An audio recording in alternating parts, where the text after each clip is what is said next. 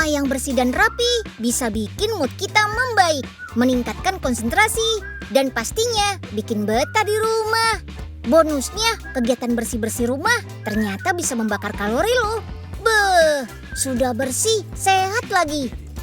Zaman sekarang kegiatan bersih-bersih rumah juga jauh lebih mudah dan menyenangkan dengan bantuan alat-alat canggih kayak liputan Unyil hari ini. Yuk, kita kemon!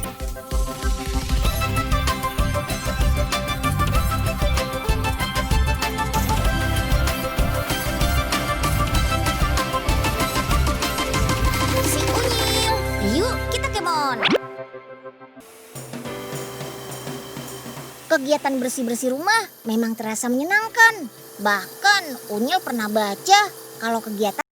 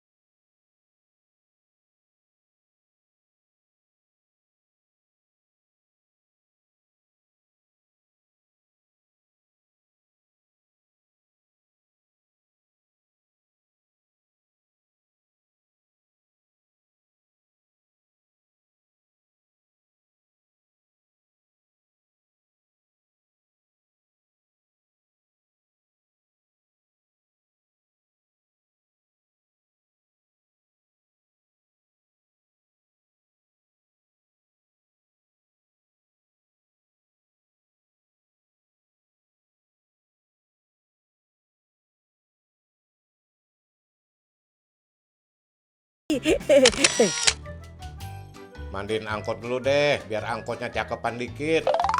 Kalau angkotnya cakep, pasti cewek-cewek cakep juga bakal naik. Loh kok selangnya mati sih?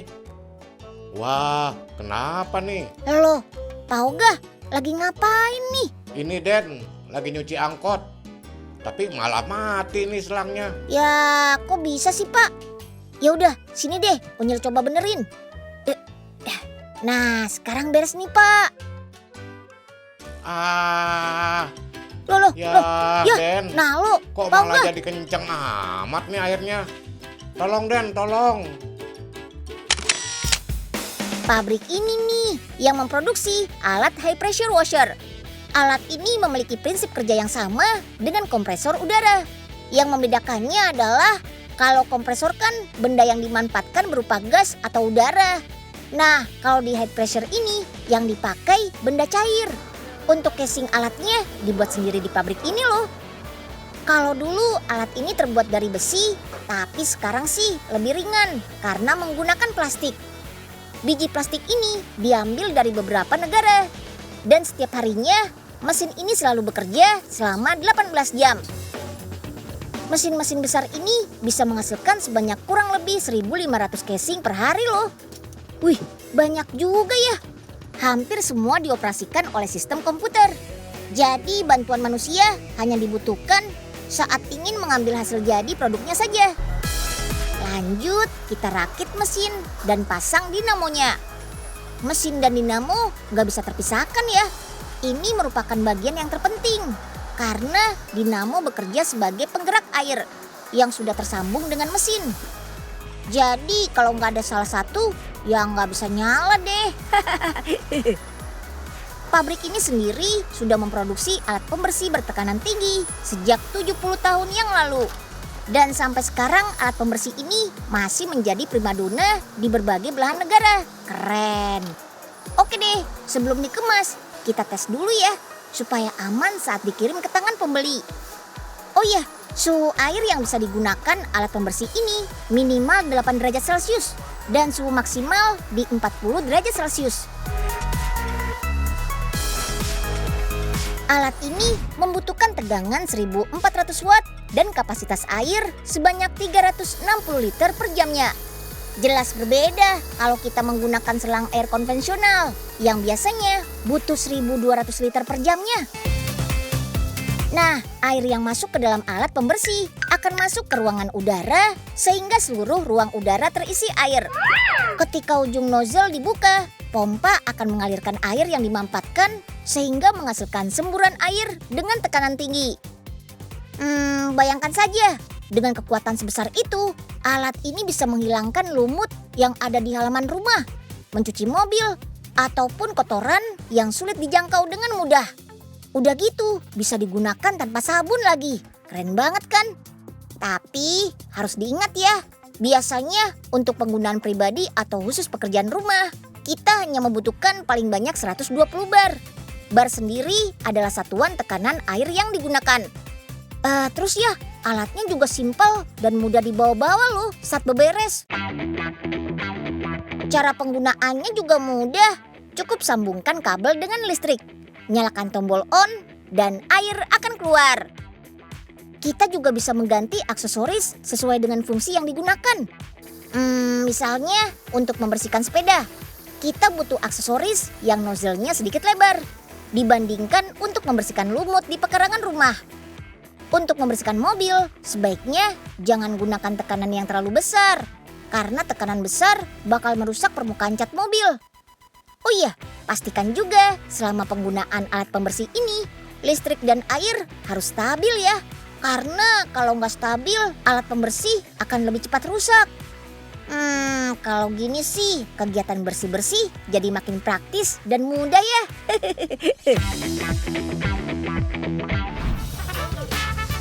Teman-teman, nggak cuma rumah aja yang harus dibersihkan, badan kita juga dong. Sama halnya dengan rumah yang bersih, tubuh yang bersih dan wangi bakal bikin kita makin semangat beraktivitas. Apalagi saat momen lebaran seperti sekarang.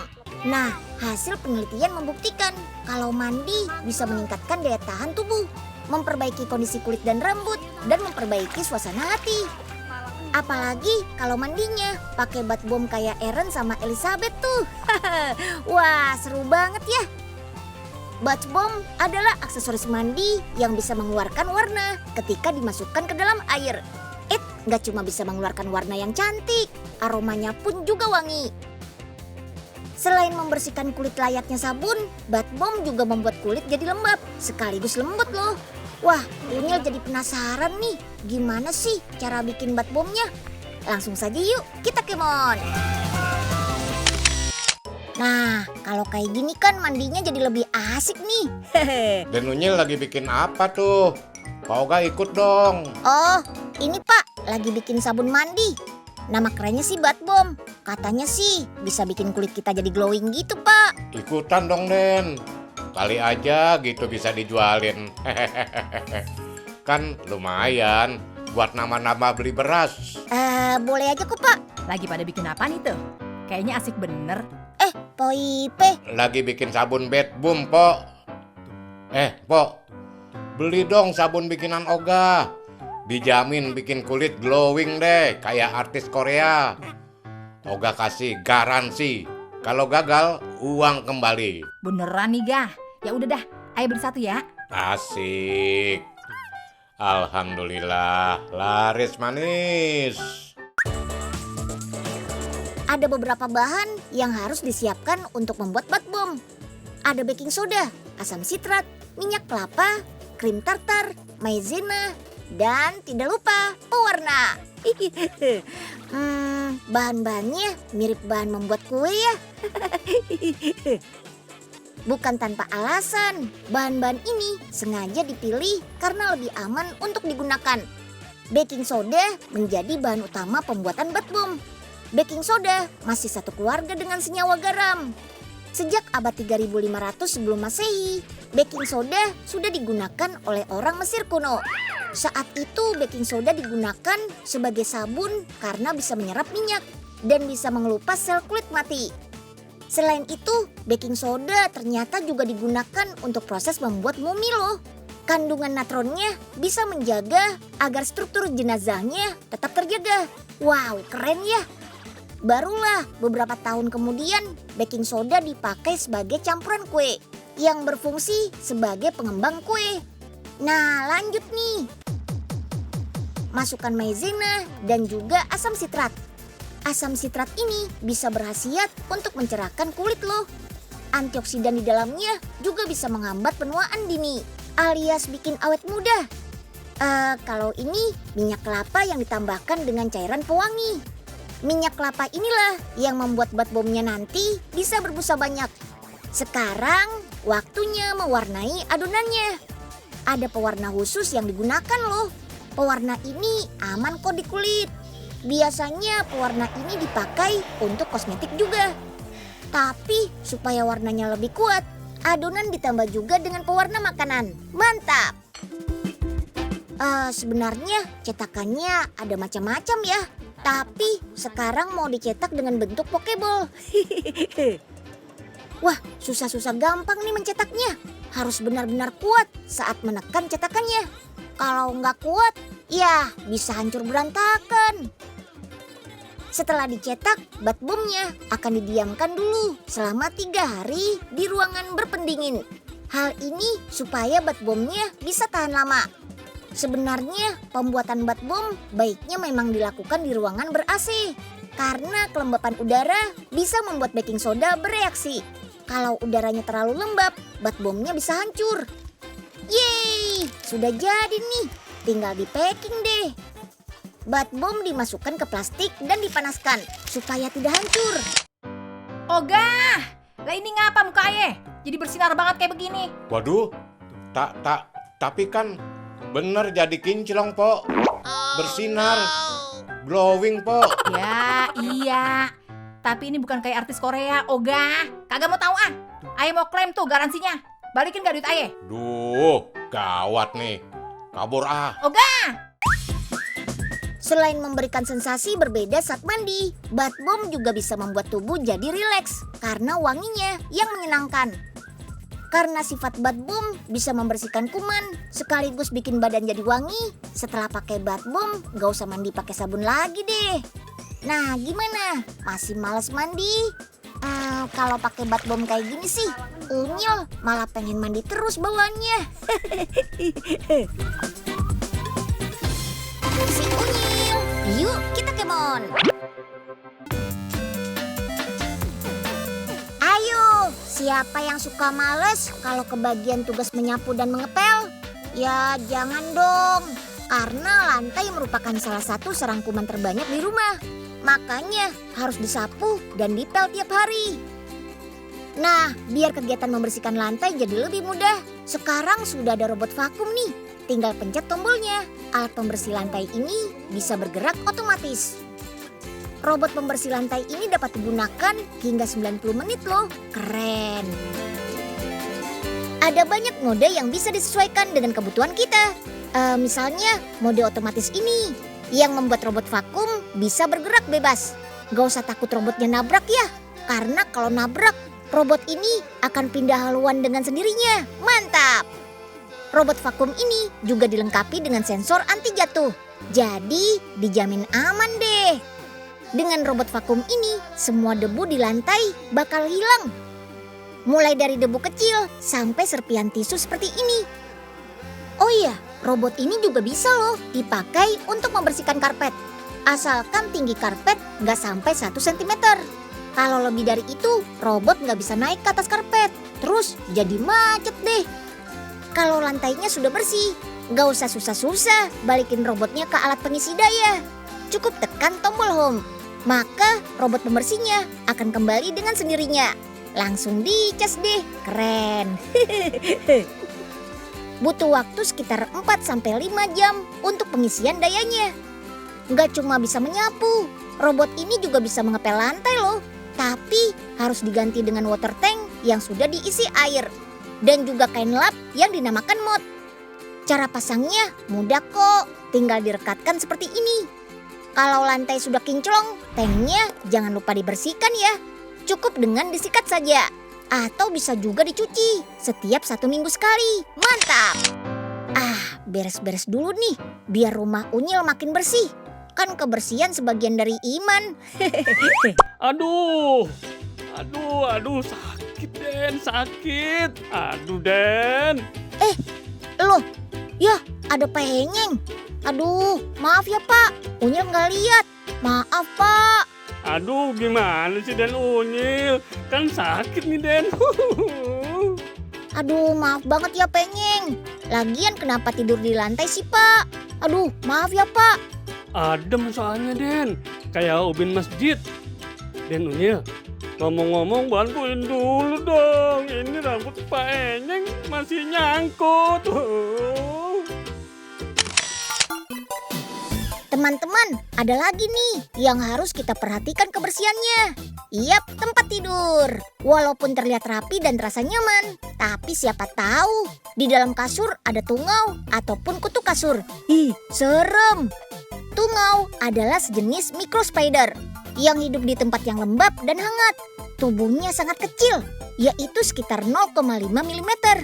Makanya nggak bisa dilihat dengan mata telanjang, harus pakai mikroskop.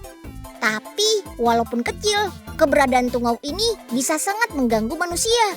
Mulai dari penyebab asma, gatal-gatal di seluruh badan, sampai alergi.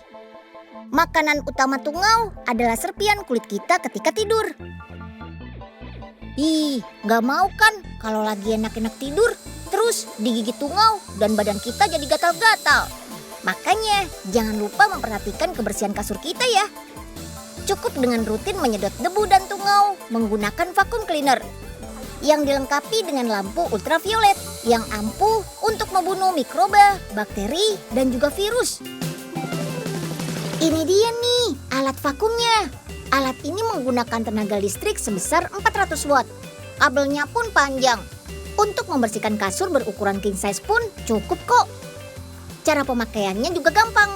Tinggal tekan tombol on-nya saja, lalu digosok ke tempat yang diinginkan. Daya hisapnya mencapai 5 kPa, jadi bisa menghisap debu halus dan debu kasar dengan sempurna deh. Tambahan lampu ultravioletnya juga efektif nih untuk membunuh bakteri, virus, dan tungau. Yap, sejak ditemukan pada tahun 1878, sinar UV jenis UVC sudah dipakai untuk prosedur sterilisasi. Soalnya sinar dengan panjang gelombang cahaya yang lebih pendek ini bisa menghancurkan material genetik yang bisa membunuh mikroorganisme. Oh iya, alat vakum ini juga bisa digunakan untuk menghisap debu pada gorden loh. Wah, serbaguna juga ya. Nah, untuk membersihkannya, HEPA filter dan busanya diketuk-ketuk dulu supaya debunya hilang. Baru deh dikasih air. Setelah pemakaian, dua alat ini harus langsung dibersihkan ya. Jangan lupa dikeringkan sebelum digunakan kembali. Wah, dengan adanya alat ini makin gampang deh buat bersih-bersih. Tungau dan debu hilang, rumah pun jadi makin nyaman deh. Mantap! Saat bersih-bersih rumah, bagian dapur nggak boleh dilewatkan nih. Karena dapur merupakan salah satu tempat favoritnya kuman dan bakteri. Apalagi selama di rumah saja, kegiatan memasak jadi makin sering kan?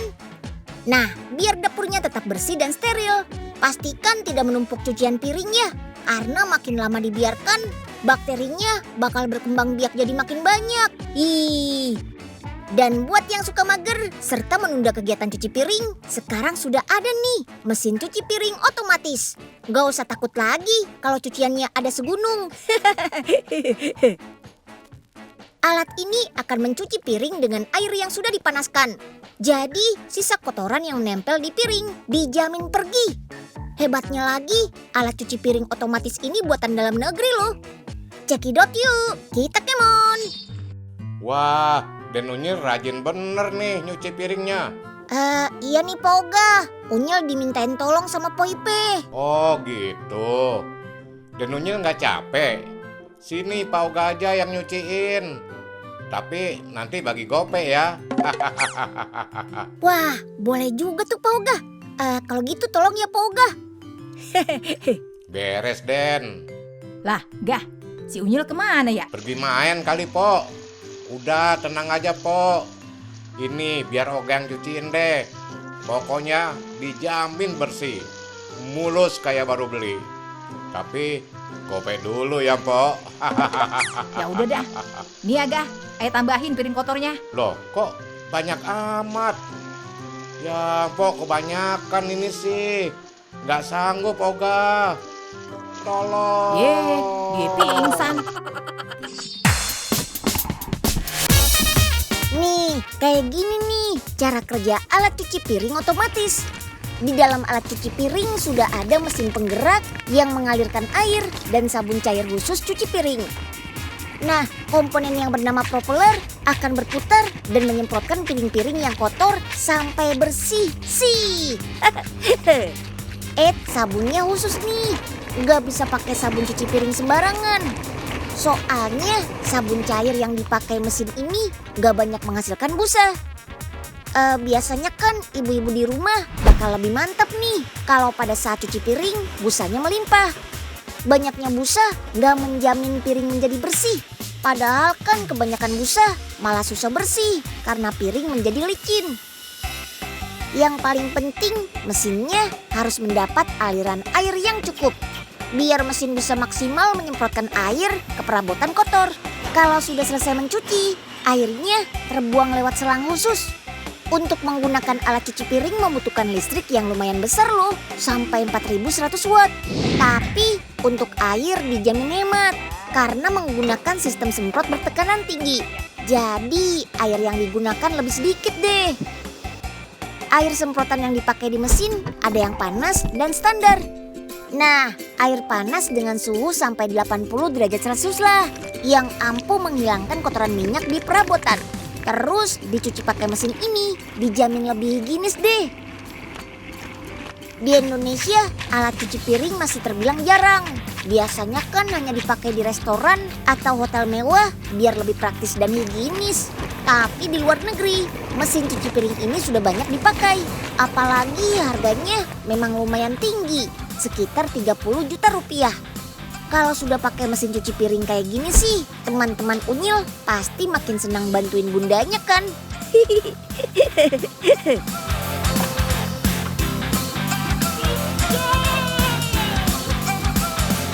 Si Unyil, yuk kita kemon. Rumah sudah rapi, badan juga sudah wangi. Kalau gini, lebaran di rumahnya dijamin makin menyenangkan. Apalagi saat beberesnya dibantu sama alat-alat canggih yang bikin kegiatan bersih-bersih terasa mudah dan menyenangkan. Kegiatan ini terbukti merangsang produksi hormon endorfin yang mempengaruhi suasana hati dan penghilang rasa sakit. Dan yang paling penting, kuman dan penyakit jauh-jauh deh dari rumah kita.